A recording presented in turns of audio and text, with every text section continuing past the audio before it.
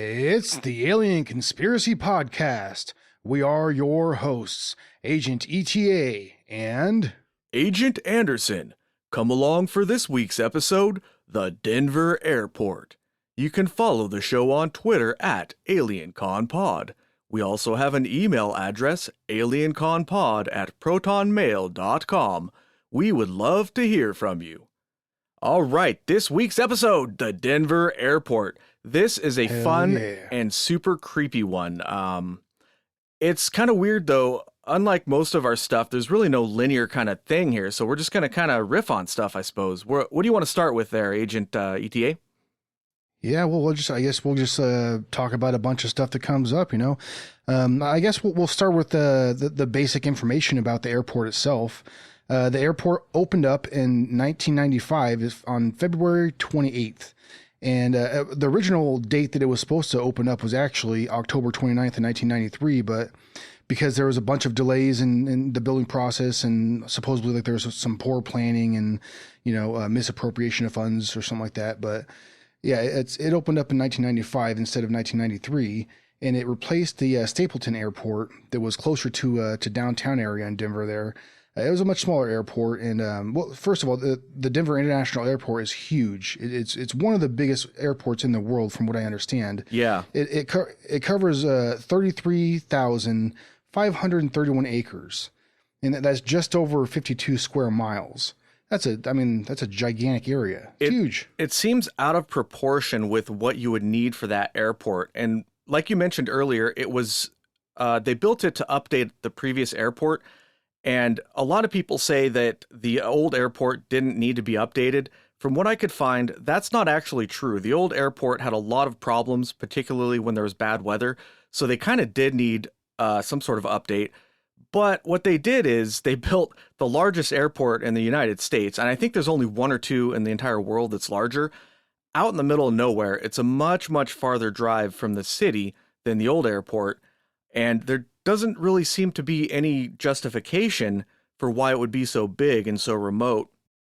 Well, besides the sheer size of it, from what I understand, the reason why basically they put it as far out as they did is because of how big the project ended up becoming, you know? Yeah, but that's where we start in with our first conspiracies, is the size of it.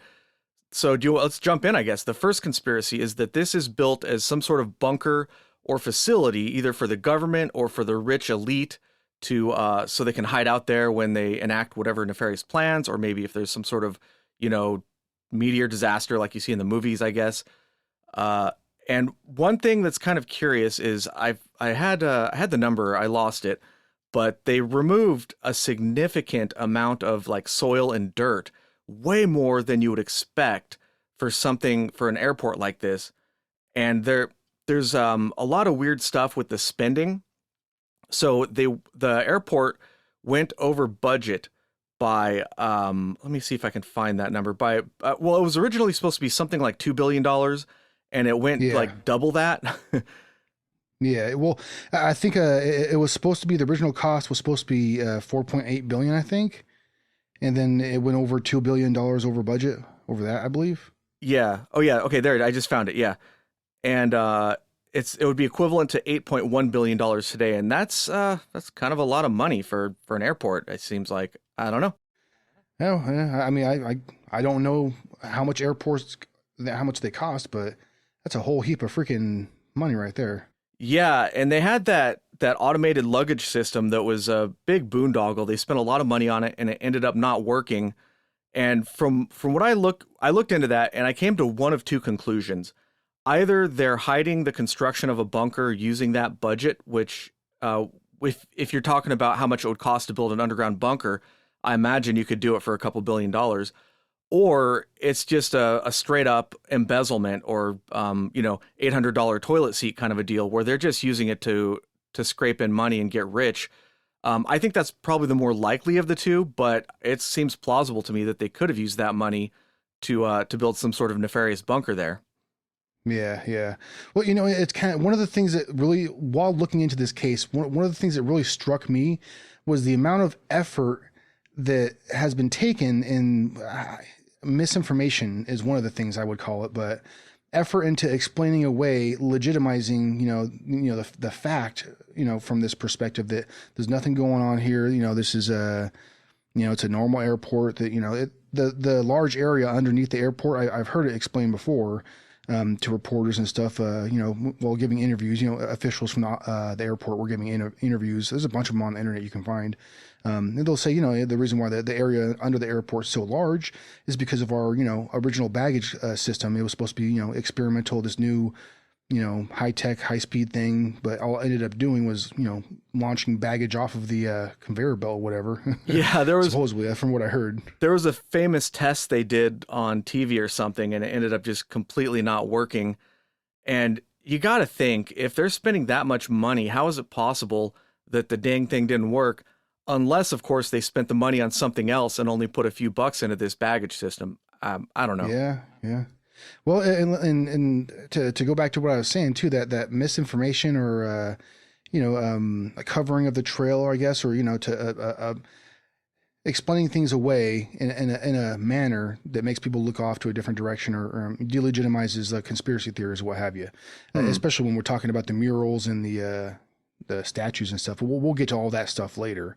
One of the things that you hear, one of the theories that you hear about this place is that it had multiple buildings that were 5 levels or 5 multiple level buildings, multiple story buildings under the airport.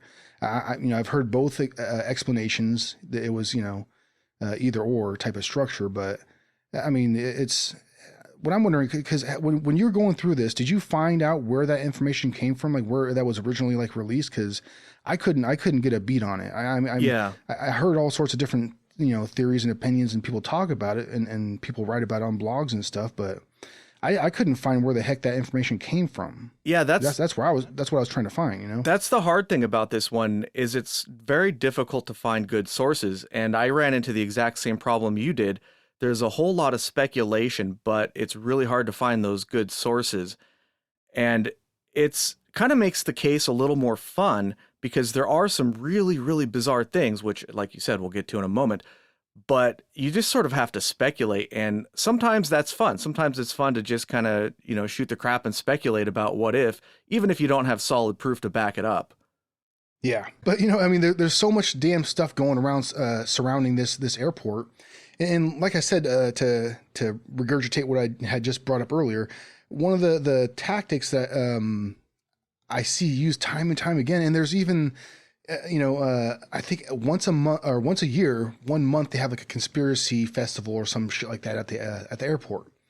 Nice. And what do you think? What do you think they talk about? What do you think the thing that is brought up the most? Aliens. I hear him talk about aliens and subterranean lizard people. Really? Huh. Throughout most of my research of this case, there's not very many theories that I hear people talk about. When people are genuinely talking about the theories surrounding this place and trying to actually find out something, and they're really interested, they're not talking about that. I don't hear anybody talking about subterranean lizard people or aliens. I've heard a couple little things here, but to me, that seems to be something that's being used for misinformation. You know what I mean? To muddy up the waters, to bring illegitimacy to the conspiracy theories. Didn't we do an episode about that sort of thing recently? Or, like 3? Yes, sure did.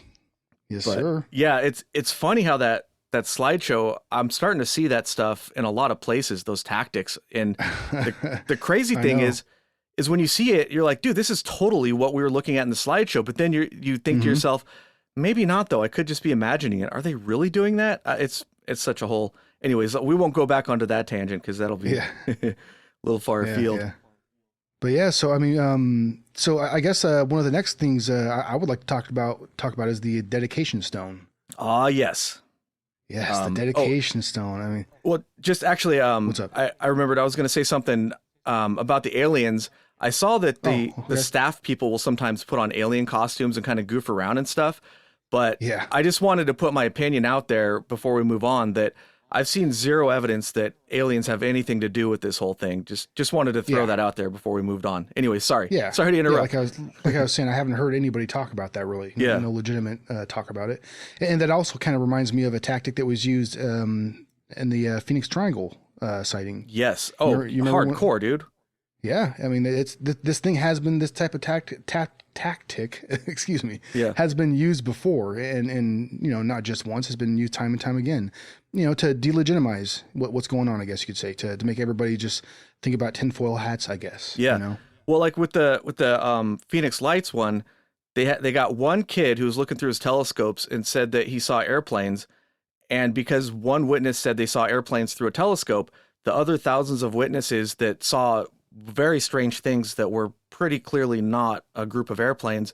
Now, all of that witness testimony becomes invalid. It's, yeah, like you're saying. Yeah. Well, I mean, it makes sense to me. I'm okay with it. But the dedication stone, though, I find to be a bit intriguing. Here, I'm gonna pull up a picture. I had a picture. See, yeah, there we go. So it's the first thing that anybody's gonna look at. Their eye is gonna be drawn to the Masonic symbol.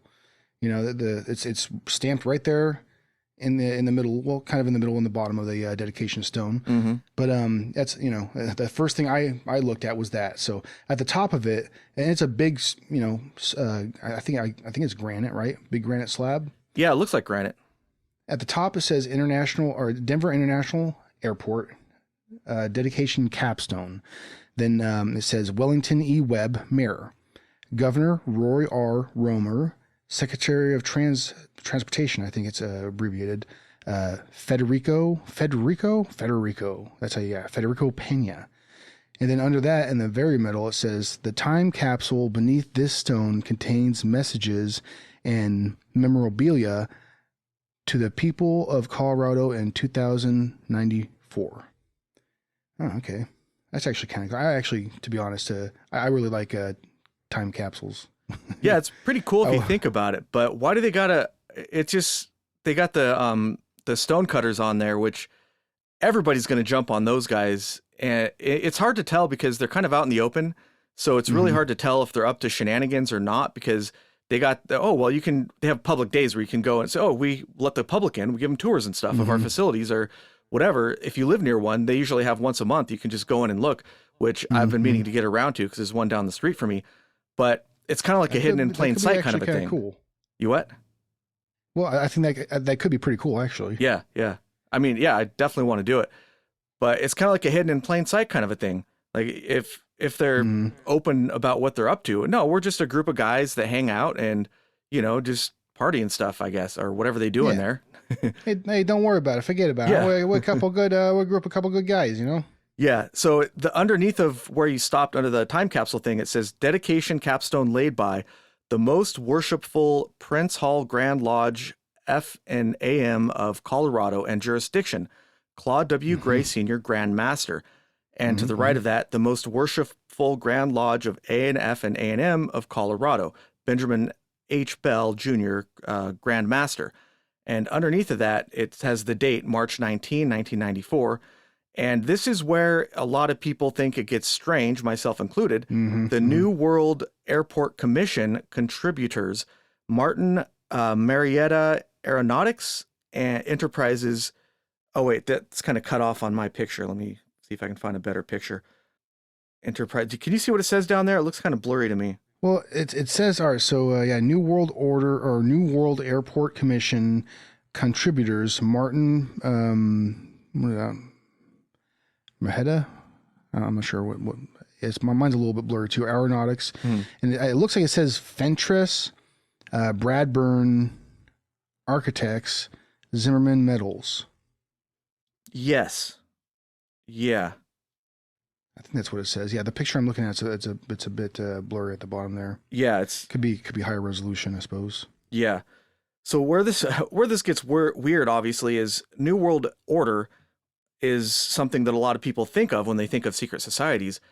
And the New World Airport Commission, from what I could find, isn't a thing that actually exists.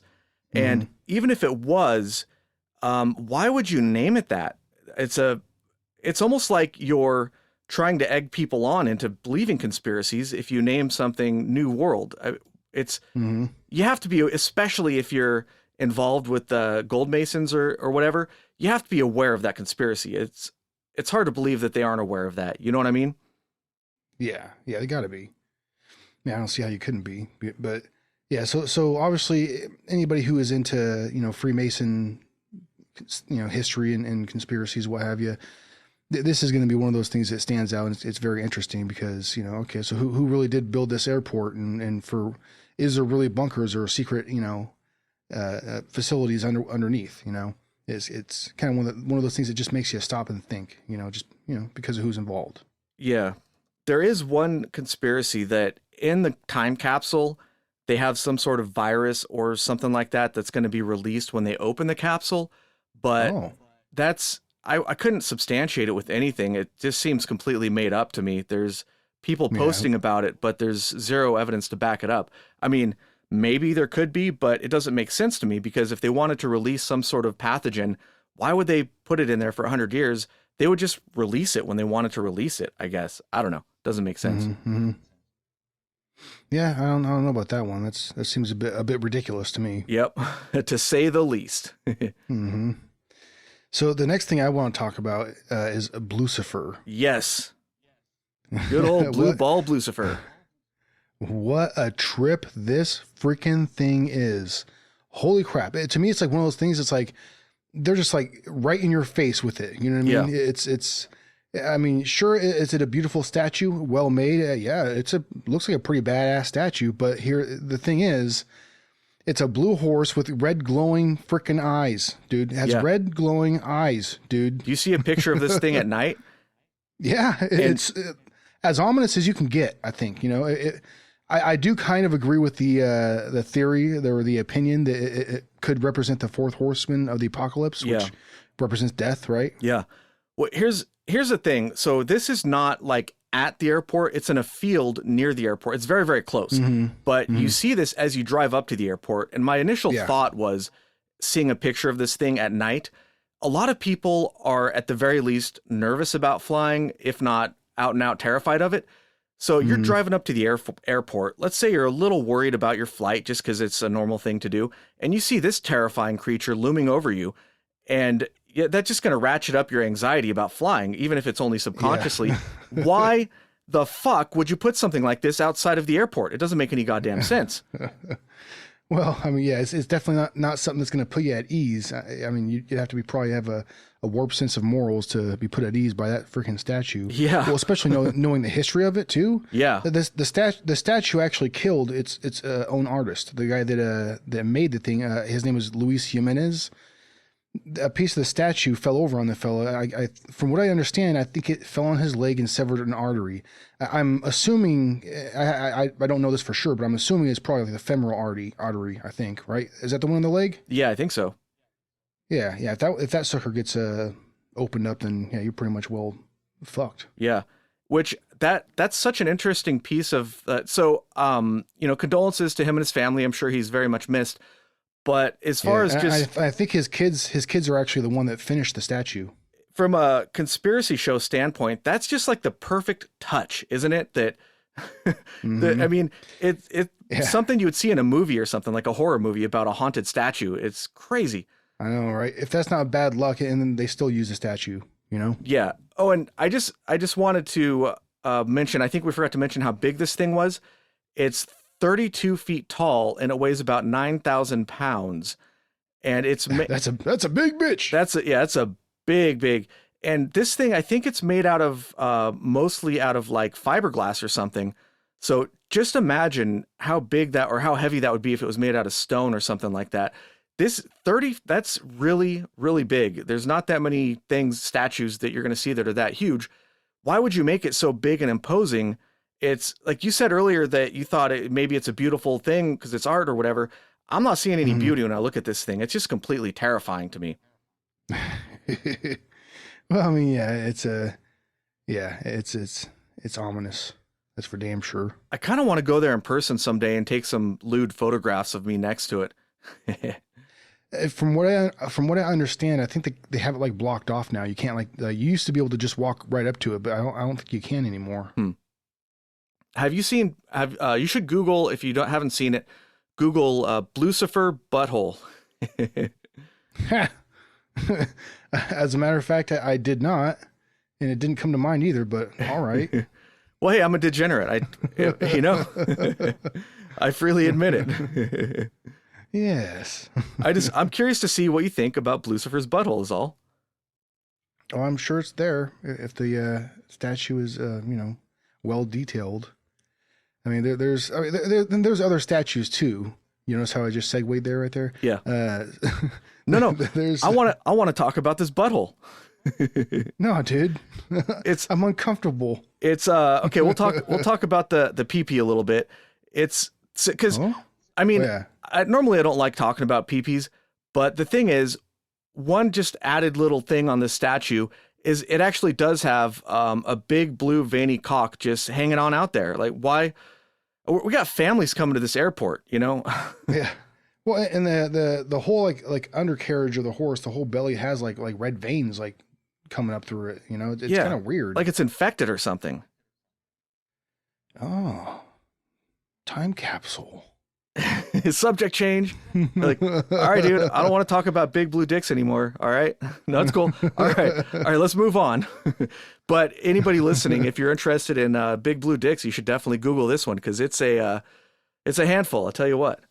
Well, yeah, I mean, so a good segue from the the fourth horseman of the apocalypse, death, would also be a statue of Anubis that they had there. I think they still have. I'm not sure. I know that they've changed, they've decommissioned some of the artwork that they started out with, and they replaced it with other stuff. I think possibly because of how much like conspiracies are going around and how much people are talking about just how ridiculous some of the artwork and some of the murals were, you know? Or maybe people were complaining about how terrifying these murals were, and they're saying, "Hey, we want to be happy and comfortable here. We don't want to fear for our lives." Yeah, it could be that too, but yeah, they had a statue of Anubis, the Egyptian god of death. You know, that's a bit ominous too. I mean, I think most people walking by that won't really. A lot of people probably don't know that Anubis, or they probably won't even know that it is Anubis. They just know that looks like an Egyptian god. That's kind of cool, whatever. But yeah, no, there's a whole theme, you know, with a lot of these this artwork, whether it be a statue or a mural. I mean, there's a theme going on there. I mean, there's the gargoyles that are jumping out of briefcases. I think there was 2 of them. Yeah. Well, so one thing that strikes me about this Anubis statue, a lot of this stuff you could explain away. So, for example, the blue horse, you could say maybe it's because of the Denver Broncos, or maybe it's sort of like a open plains, Wild West kind of a theme, because the airport itself kind of looks like mountains or like teepees for Native Americans. I think they wanted to dedicate part of this airport to Native Americans. So you can explain away a lot of that stuff. But when you put Anubis in there, it's so far out of context. You're just kind of, for me, I'm just kind of like, all right, come on. You know, it's a bit much, guys. Yeah.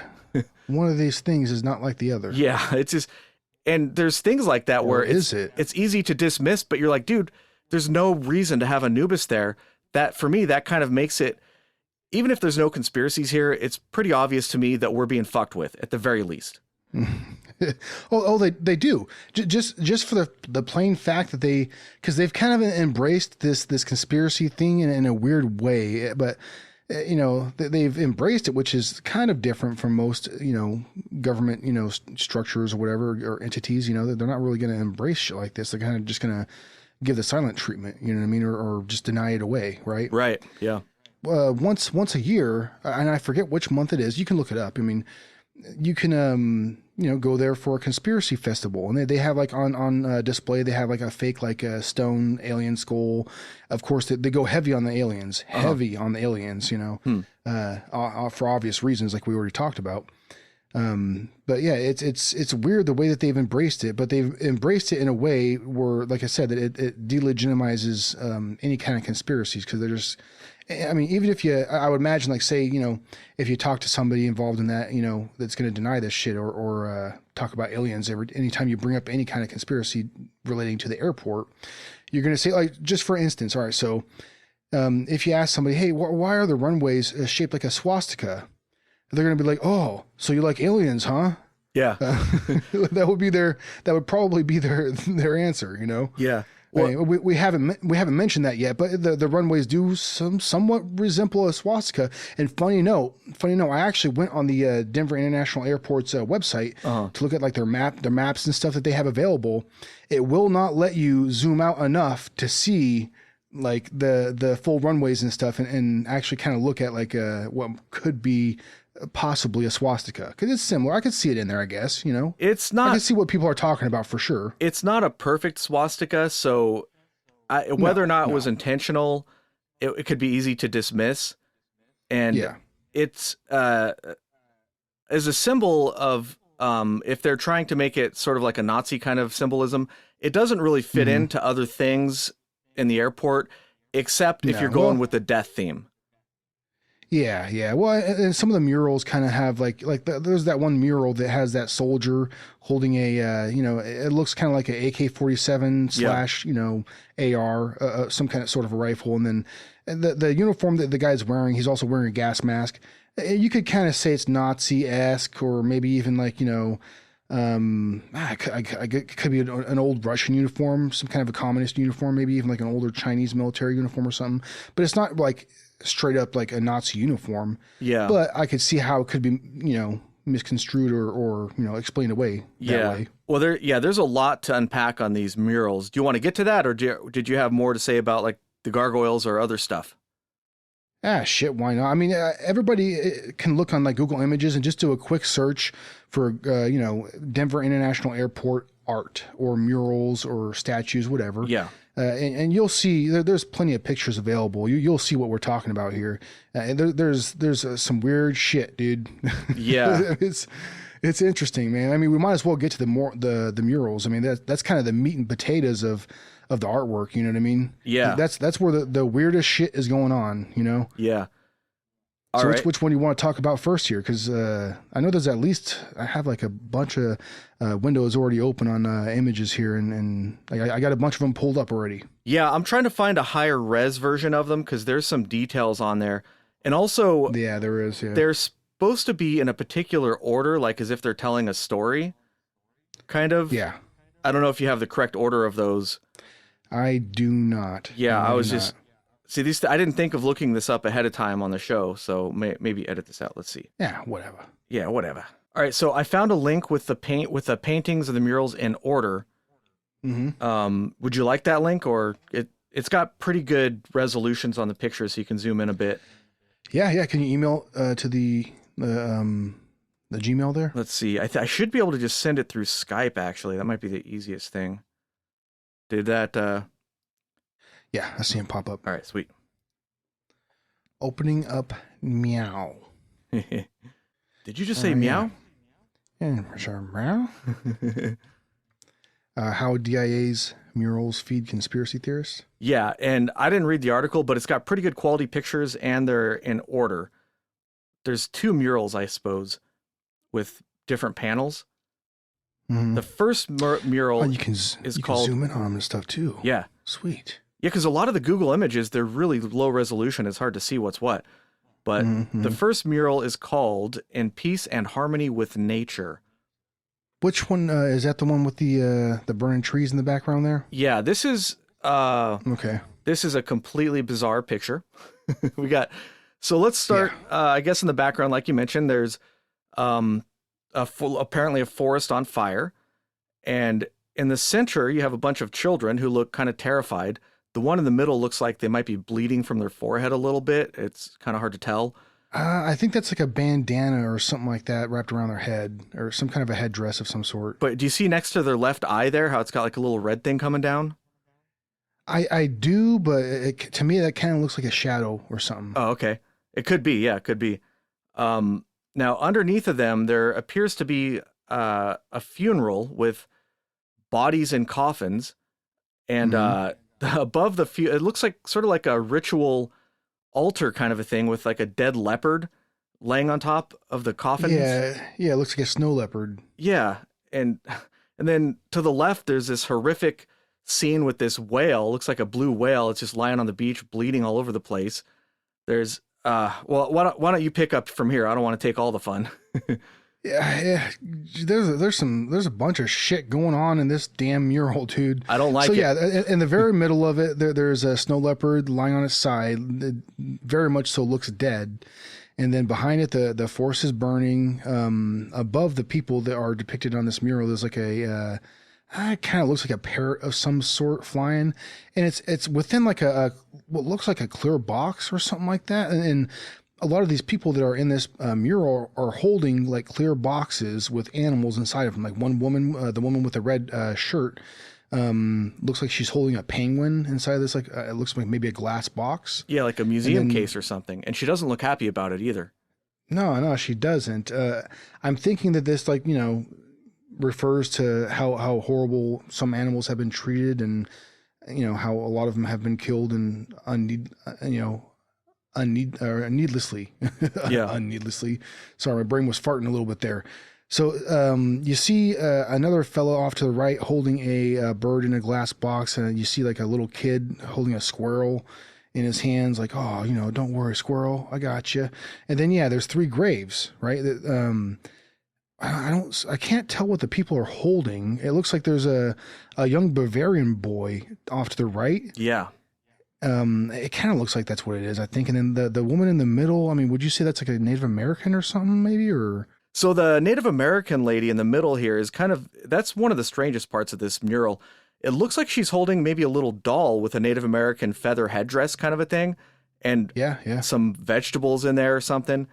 But it could be some corn or something. And it looks like she has like a shawl or something with I don't know what you would call it, but it's got like a print pattern that you'd see on Native American clothing. But the strangest thing for me is the halo around her head. That's something you would normally only see. Well, not normally only see, but to me it looks like the style you'd see out of like a Christian painting with the Madonna or even Jesus, where you have that halo around their head. But it's also kind of looks like a feather headdress draped around her as well that's kind of lit up, which is, I don't know what to make. I have no idea what that means, but it's really, really weird to me. Yeah, I mean, and there's still more stuff in this painting too, I mean, it's, there's a, looks like a bison off to the right over there that's like been mounted on a board or the head of a bison. Yeah. And then under the bison, it looks kind of like bones, or maybe like I'm thinking those are giant like rib cage. I don't know. Elephant tusks, maybe. Yeah. Oh yeah. Maybe. Okay, good. Yeah. I think you're right. That's what I'm thinking. Yeah. But I mean, we can't, I don't know. There's so many little details to fall in on all these murals. I mean, well, and one thing I want to point out too is the way it's very bright. The colors are really bright. So if you saw it out of the corner of your eye, you would think it would be a very cheerful painting because of how bright the colors are. But then when you look at the content of the painting, it's just absolutely horrific. And by the way, we skipped the little child. It looks like a child to the left as well, in a coffin or an open casket. Oh yeah. I'm not sure. It looks like maybe from Africa. It looks like it has a little drum and some flowers, and like a zebra skin draped around them. Not really sure what to make about that. Oh, the one to the right, does it look like, is that a flag? Or that's kind of draped on the sides? I'm not sure. Maybe. Yeah, I don't know. Well, anyways, do you want to move on to the next one? I zoomed out. I'm trying to zoom back in. Yeah, I don't know what the heck that is. Yeah, let's move on to the next one, because we can spend, you could probably do like a little mini podcast about each one of these murals. I wouldn't be surprised if people have. Oh yeah, just get somebody who knows about art and what all the symbolism is and just interpret the heck out of it. Yeah, so the next one kind of reminds me of the It's a Small World ride at Disneyland. Yeah. So this is the second section of the same mural, apparently. Okay. So I guess there's 2 murals and they have multiple sections each. That's what my sources are telling me, but they're probably unreliable. Okay. Well, you see some similarities. That there's that same bird that was kind of up in the center in that previous mural. Frank Murr. The previous Frank Murr. Yeah, there's a couple of different similarities, but this one has a bunch of different people. Looks like from all different multitudes of cultures and all over the world and stuff. You see, they're all kind of grouped up and laughing and dancing. It looks like, they don't look. They look pretty happy, In the very middle. I mean, what do you think that is in the middle? I mean, it looks like a flower of some sort. I mean, it's. Well, a lot of the people appear to be directing their attention towards that thing. Yeah. And it's glowing. To me, it looks like they're doing some sort of like shamanistic ritual or like some kind of magic thing. I don't know. I mean, maybe I'm reading too much into it. Yeah, I mean, maybe that's a representation of like ayahuasca or something. Is that what you're saying? I don't know. I mean, it looks like they're up to some kind of ritual, and I'm not really sure what that would be. But maybe it's like a representation of the tree of life, but maybe it's like the flower of life. Could be. I do not know. Yeah, and then there's a bunch of animals all over the place and stuff, and then in the background there's depictions of different, different biomes and stuff. Like it looks like a forest, desert off to the right. In the middle, very middle, like a mountainous region, I guess. Has like a snow leopard there again, but this time it's alive. Yeah, a lot of the animals we saw in the other one, probably all of them, if we were going to go through it, they're all alive in this one.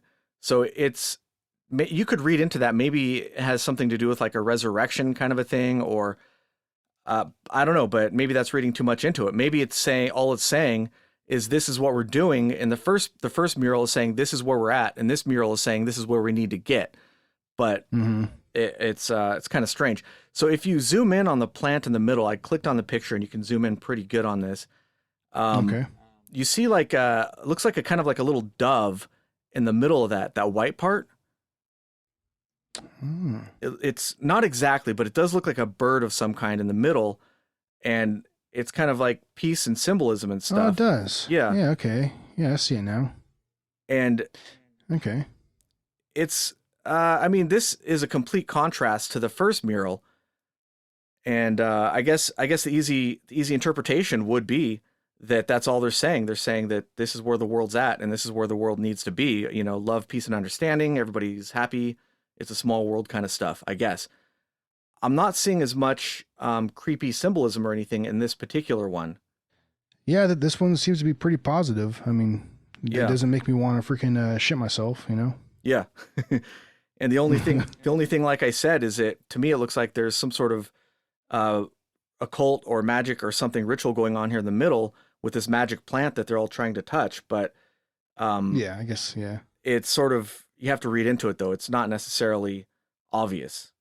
Yeah. So you want to move on to the next one? The next one is probably most people's favorite. This is the mural that I hear people talk about the most. Yes, for sure. By far. Yes, by far. Let's move on to this one. As a matter of fact, we've already touched on it. We talked about it a little bit before. Yeah. So you were describing the guy in the middle is looking sort of like a Nazi stormtrooper, but to me, he actually looks more of like an Arab soldier. He's holding that sword that he's holding is kind of like a scimitar style sword, which if you've seen the Robin Hood movie with what's the Dances with Wolves guy? Kevin Costner? Yeah, he did a Robin Hood movie, right? Yeah, I mean, that was a good movie and all, I suppose, but Robin Hood Men in Tights is where it's at for me. Oh, yeah, for sure. But his sidekick, who was played by, what was his name? Dave Chappelle. Yes, Dave Chappelle. That's racist. You can't say that. Is it? I don't know. What? No, he was in Robin Hood Men in Tights. Oh, yeah, that's right. Oh, man, he was good in that movie, too. Yeah, dude. No, his, what's that guy who played God in that one movie? I think, wasn't it? Morgan Freeman. Yes, Morgan Freeman. I mean, I have Google in front of me. I could just look it up, but whatever. Well, I seem to be doing all right. Yeah. You're knocking him out of the park, dude. So far, I'm doing good. Anyways, in that movie, his sidekick uses a scimitar, and it's like a Middle Eastern kind of a sword. I don't know why I linked it to that movie. Maybe because that might be where a lot of people have seen this sword before, but it's like a Middle Eastern kind of stylized sword, not a Western one. And if you look at his shoulder pads or whatever, he's got like those tassels that I don't know for sure, but I seem to remember Middle Eastern military uniforms having that sort of a thing, particularly on the generals. So, but that's a European thing too, though. I mean, and also I think one of the reasons as well that some people kind of relate this to like a German type uniform is you have like some sort of an eagle or hawk or something like that right above the brim on his hat. Right. So I mean that's a symbol that symbol has been used in many different governments and societies. I guess it's not just a European thing, but it was held. I mean, it was used pretty heavily in Europe. Maybe it's just supposed to be a generic bad guy that takes elements from different bad guys that we usually. Well, let me start that again. But again. Yeah, maybe this soldier is just supposed to be a generic bad guy, and they're taking elements from, let's say, Middle East or from Nazis or I guess soldiers or nations that are generally portrayed in a negative light, and it's sort of caricaturing that and mixing them together, I guess. I don't know. Yeah, definitely could be. Yeah. But I mean, there's some shit surrounding him as well, for sure. Oh yeah. So Yeah. the dude has a rainbow, stretching across the sky there above him, behind him, Mm-hmm. and then it's kind of whisking around him, around the gun, and then it goes back over to below. Well, first of all, let me first touch on his sword. Looks to be piercing, the asshole of a white dove. Yeah. to be crude about it, it kind of looks like he's stabbing a dove in the butthole, dude. The dove looks like he might be enjoying it a little bit. Just saying. Yeah, that is paralyzed and not able to react. That's possible too, I think.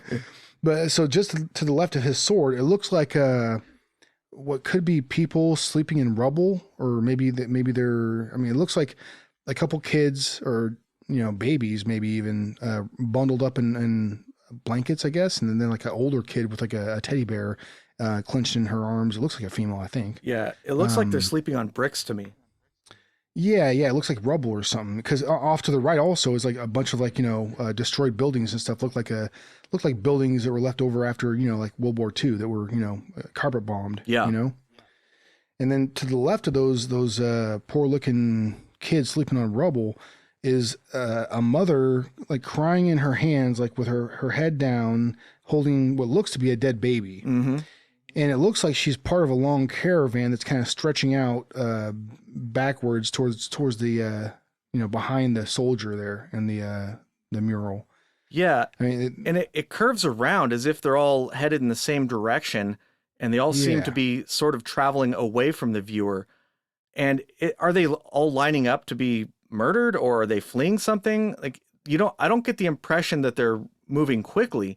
They're just all sort of, it looks like some of them may be carrying other dead people, and it gets really small real quick, so it's hard to see the details. But it's not a good scene, dude. And compared to some of the other murals, there's not as much detail in this one. Like the horizon isn't packed full of dead animals or anything. It's just there's not as much going on. Yeah.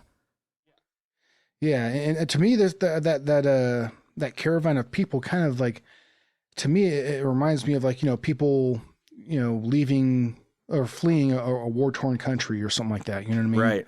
I mean, that's kind of the feeling that I get from it. Yeah, and so maybe the rainbow comes from the top left of the picture, circles around the soldier in the middle, and kind of circles below him. And as it approaches him, it fades out. And then when it circles around him, it becomes sort of like a wispy, ghosty kind of, I don't know what you would call that, kind of stream or banner. And it no longer has a rainbow. And I guess you can interpret almost that. Like a trail of smoke or something. Yeah. I guess you can interpret that as like he's death and he's killing all the light in the world. And once again, we have a symbolism of death at this airport, which, make of it what you will, I suppose. But yeah. That's mostly it at this mural.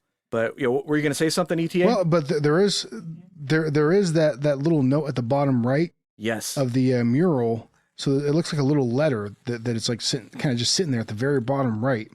And I'm looking at a picture of that's been like enhanced and blown up a little bit. It says, "I was once a little child who longed for other worlds, but I am no more a child, for I have known fear. I have learned to hate. How tragic then is." Oh, I guess I'm not. I wasn't really reading that right. So how tragic then is youth, which lives with enemies, with gallows ropes. Yet I still believe I only sleep today, that I will wake up a child again and start to laugh and play. And keep in mind, people, this is at an airport, so you have to ask yourself, what the fuck? But one thing that sticks out to me is, so in the beginning, they're saying I was once a little child who longed for other worlds, but I'm no more a child, for I have known for. So you could interpret that as the loss of innocence. And it may be neither here nor there, but certain occult organizations, like particularly the Aleister Crowley's type followers, one of their big things is sacrificing the innocence of children as part of their rituals. I don't know if I'm reading too much into this here, but that could be a representation of sacrificing a child's innocence. Yeah, that could be part of it. It's sort of a poem, I guess, but it's just, how tragic then is youth, which lives with enemies, with gallows ropes. Yet I still believe I only sleep today, that I'll wake up a child again and start to laugh. And I don't really, I mean, what the heck, dude? You know, I don't know. Yeah, I'm not quite sure what that's getting at. Yeah, I don't know what to make of that. But the rest of the mural is pretty creepy, and this letter is vague enough to where you could read a lot of things into it. It could just be a statement on our modern society, which is, a lot of fucked up stuff happens all over the world on a daily basis. So maybe they're, I don't know. Yeah. Yeah. So let's, you want to move on to the next one? Yeah. This is the second section of that mural. And I believe this is the last of the picture of these murals that we're talking about. Okay. What do you see here, ETA? I see all kinds of shit, man. There's a whole heap of stuff going on in this damn freaking mural. Yeah.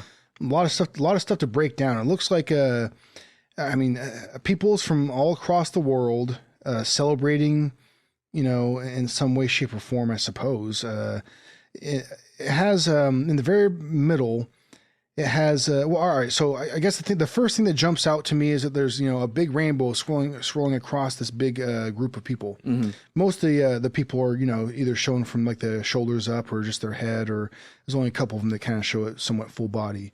But these people are definitely from all across the world and stuff, because it shows different flags. It shows from right, the Jerusalem flag, and I believe that the Iran flag right next to it. I believe so. Yes. Or Saudi Arabia, maybe. I forget. Well, to see those two flags next to each other right there. Yeah. Bundling up what looks like weapons. Yeah. I mean, that definitely that's a statement right there for sure. Right. And then you have a group of kids. It looks like a Cub Scout and somebody that could maybe be from the Middle East, I suppose. They're holding a American flag that's and another flag. I don't know what flag that is, to be honest, because I can't see enough of it. Yeah. It looks like white, blue, and red. Yeah. I'm not sure which one is supposed to be. Is that the French flag? I don't think it's the French. That's what it reminded me of, but Yeah. I wouldn't. The person holding the bundle on the other end wouldn't make sense. That doesn't look like a French person to me. Yeah, that person looks like they might be kind of like from Southeast Asia, maybe from Thailand. It's kind of hard to tell.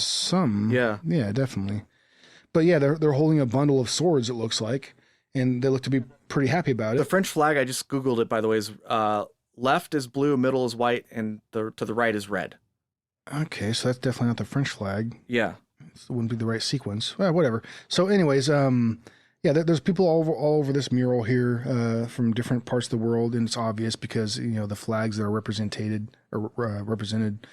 and they're all bundling up weapons, and it looks like they're, turning in their weapons because of peace, because a peace has been achieved. It looks like at the very bottom there's that soldier that was depicted before, and it looks like a broken apart like concrete statue, like laying on the ground now, kind of, Yeah, and that's kind of an interesting detail. It's not a dead body like we saw in some of the other ones.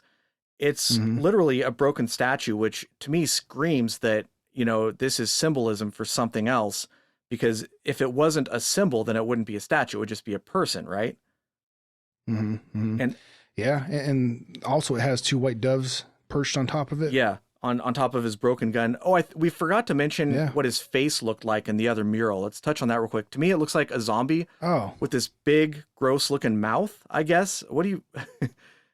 To me, it looked like a gas mask. Okay, but it doesn't stick off of his face. It looks like it's part of his face.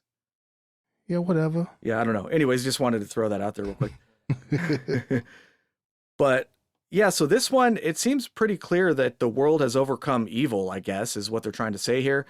And a lot of these flags it looks like countries that are normally enemies. Like you have Great Britain and Ireland, who have a history of feuding with each other and that kind of stuff. So they're wrapping up their weapons, and they're happy. You got kids look like they're playing instruments and singing. You got all the weapons are either bundled up or broken. I'm not seeing anything. Oh, there's banners that say, it looks like it says peace in multiple different languages. But this one, I'm not seeing too much weird stuff here beyond the fact that it's juxtaposed to the other painting. But this is what you might expect from, even though the guy in the middle is still a little out of place, like this broken statue that's kind of a little bit odd to have it at an airport, but it's not nearly as bad as the one that preceded it. Yeah, I agree with that. And like there's so much damn stuff going on with these morals, and I did it again. These morals, these murals, hot dog. So, anyways, but the everything all together is what kind of like it's just like you got the statue, you got those gargoyles, you got some weird stuff being depicted in these murals, you know. And then you have the runways that kind of, I guess you could say it looks like a swastika. Mm-hmm. And then everything all together, it's like there's so much stuff going on with this airport. I kind of lean towards the belief that yeah, there's I think there is some stuff underground here. I think that this airport is so far over budget because of that. You know what I mean? When it was originally built. Yeah, I think that's a particular reason why. I would agree with that for sure. There's really no way to evaluate whether that bunker is for military officials, because they do have bunkers spread throughout the country in case of like a nuclear holocaust or something, so that the leadership of the country can go hide there. Or if it's a bunker. Now, Denver International, from what I understand, is a transportation hub that a lot of flights will go through, and it's at a higher elevation. So if there was some sort of calamity, it might be out of the way of floods and things. So it would be the perfect location for elites to bug out to. But whether it's for governments or elites or whatever, I definitely think there's some bunkers hiding under there for sure. Because like you mentioned earlier, they did build buildings and then they covered over those buildings almost as, like they were building them underground. And they said, oh, that's just the baggage system or whatever. Don't worry, nothing to see here. We just buried those because we didn't need them anymore or whatever. But it seems pretty obvious that they're hiding at least a bunker in plain sight. And all of this strange symbolism, the New World Order, the stonemasons, and I don't really know what to make of it. Like we mentioned earlier, it's really hard to find a good piece of solid evidence to sink your teeth into. Yeah, it is. And one other strange thing that just kind of popped in my head too is, from what I understand, the Queen of England has actually bought up a substantial amount of land surrounding the airport. Oh yeah, I heard about that. Which is, you remember hearing about that? Yeah, which kind of leads you to believe. Huh? In Colorado? Yeah. For what? Maybe there's nothing out there really besides the airport. She's really into marijuana, I guess. I don't know. Shit, yeah, maybe she was planning ahead for the future. Yeah. But yeah, there's not really anything solid you can put your finger on for this one, besides the fact that either money was embezzled or there's a bunker. But I don't know. I guess that's really all I had to say about the old Denver airport thing. Me too. Thanks for listening. You can follow the show on Twitter at AlienConPod. We also have an email address, alienconpod@protonmail.com.